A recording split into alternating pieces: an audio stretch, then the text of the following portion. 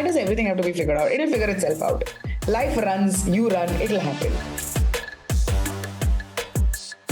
Usha Uttam's biography, I want to play because I also think I could totally do that. I think the bias that I have towards myself is much higher than the bias that the world has. So together it just makes it so compoundingly big. So my idea is if I'm going to stop treating myself unfairly, 50% of my job is done.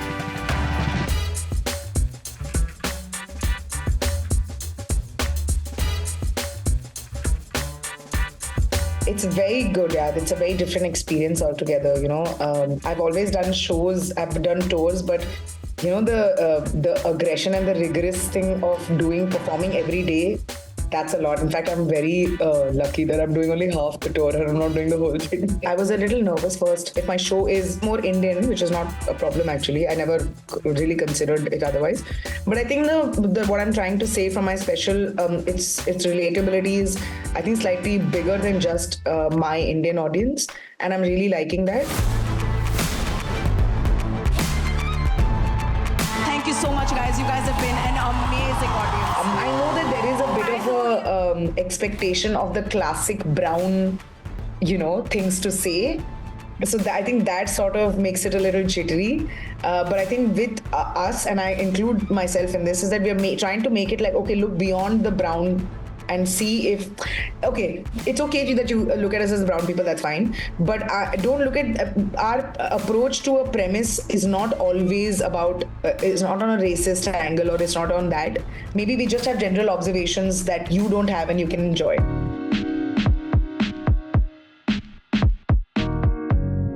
It's a merging of ho and hormones. I have PCOS and hormonal imbalance. In fact, I have twins. That's what I say constantly. I sort of restarted dating in my 30s.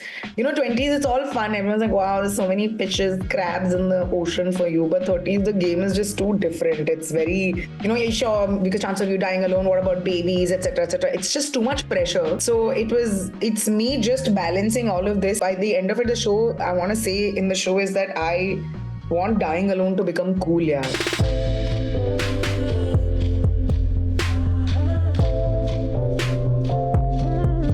Everybody's exploring their sexuality. You know, they're like, oh, we're gonna drink, we're gonna smoke, we're gonna have fun. And I'm not against. It's not against. The thing is, I've never done it, so I actually started and, you know, exploring these things after 30. So it was first, actually, the special was a lot to do with how I'm not ready to be a hoe.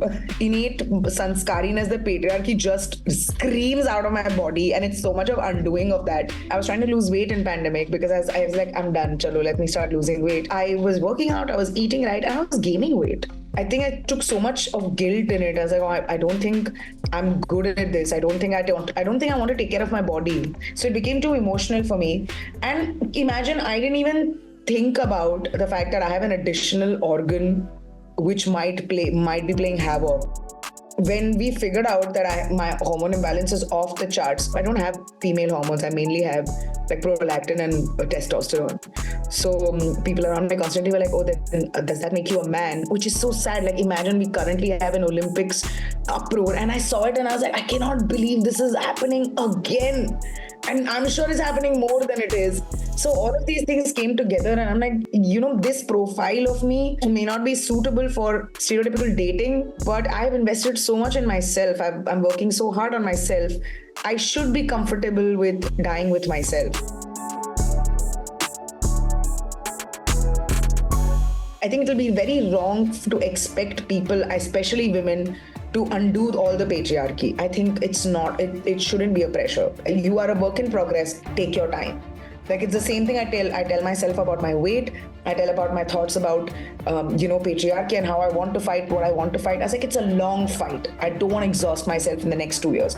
I'm here to stay till 65. I'm dying at 65. I'm going to be working till then. So I'm like, okay, I'm going to yes and this rather than fighting this or no butting this.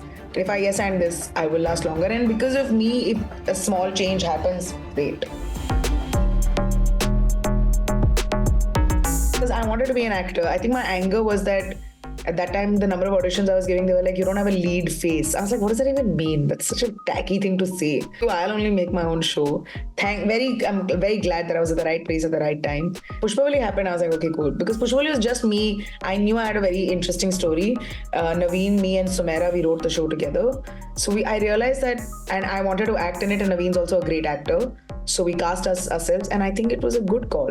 Like even now, I'm constantly told saying that Pushpavalli is great, but it's not. So if Pushpavalli is made in mainstream, who would you put? I said, what does that even mean?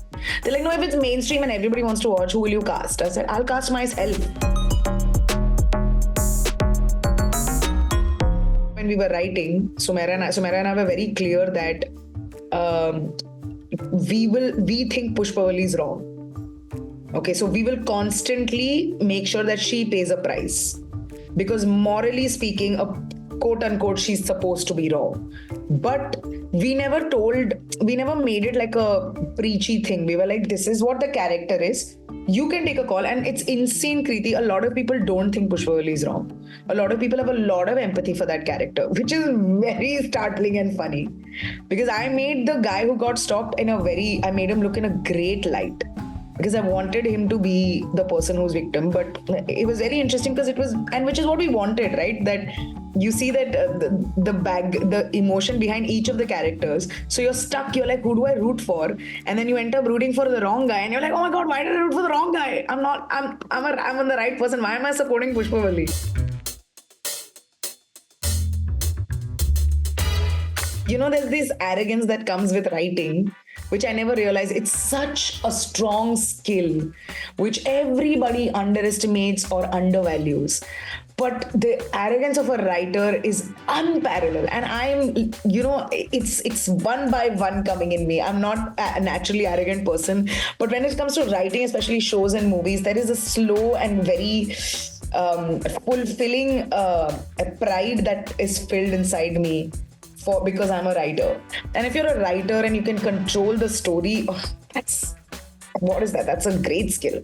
It's almost addictive.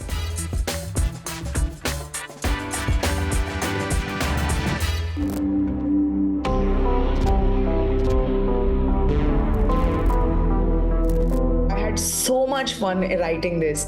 The kind of liberty I got, and he's so... it's also so much learning, right? Because I'm a self-learning. I learned writing on my own, and also my agenda was not to learn writing; it was to act. So I came from a very different route. So just the hygiene of writing, or just general, understanding of it was beautiful. The whole movie is on a screen. You move from one screen to another, from an Instagram to a camera to this, and it's a thriller. And I'm so excited that I was part of writing a thriller.